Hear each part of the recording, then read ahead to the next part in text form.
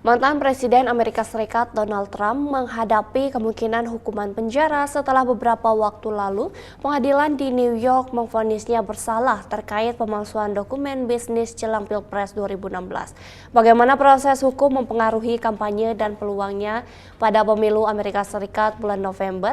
Berikut liputan Randy Wicaksana dari VOA. Donald Trump akhirnya dinyatakan bersalah atas dakwaan memalsukan dokumen bisnis sebagai bagian persengkongkolan untuk sembunyikan informasi yang dapat merugikannya jelang pemilu tahun 2016 lalu.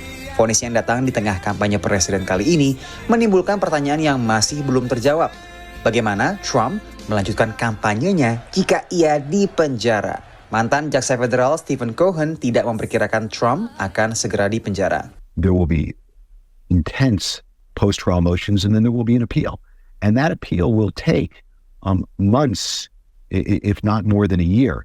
So I think much of this will feed the political drama more than it will feed the story, at least initially, of Donald Trump's fate as a consequence of this conviction. Pembacaan hukuman Trump ditetapkan pada 11 Juli mendatang. Pakar hukum mengatakan lamanya hukuman penjara kemungkinan besar akan jauh lebih ringan dibandingkan dengan hukuman maksimal 20 tahun. Given his age, given his lack of criminal history, and given that the result here it really speaks for itself, that he's actually not looking at a lot of punishment, very significant punishment. Namun pakar lain merujuk pada hukuman penjara yang telah dijalani oleh mantan pengacara pribadi Trump, Michael Cohen, sebagai preseden bagi hukuman Trump.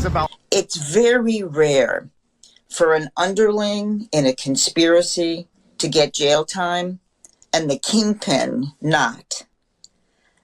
Donald Trump was at the top of this criminal conspiracy, and Michael Cohen did some serious jail time. He spent months.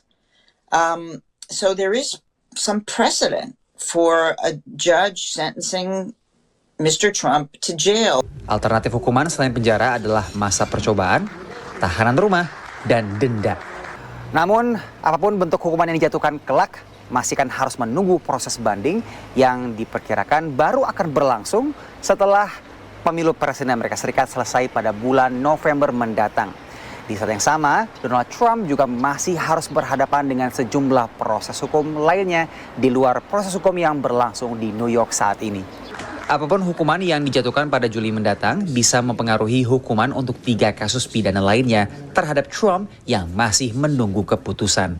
The fact of this conviction here, if it's still on the books, would result in a potential higher prison sentence in those future cases. So it does have a consequence because he will now, unlike a week ago, have a criminal record, and criminal records are taken into account in meting out punishment. Sementara, dari dakwaan federal dan negara bagian lainnya yang dihadapi Trump, persidangan di Florida atas tuduhan kesalahan penanganan dokumen rahasia masih tertunda. Dari New York, Randy Wicaksana dan tim VOA.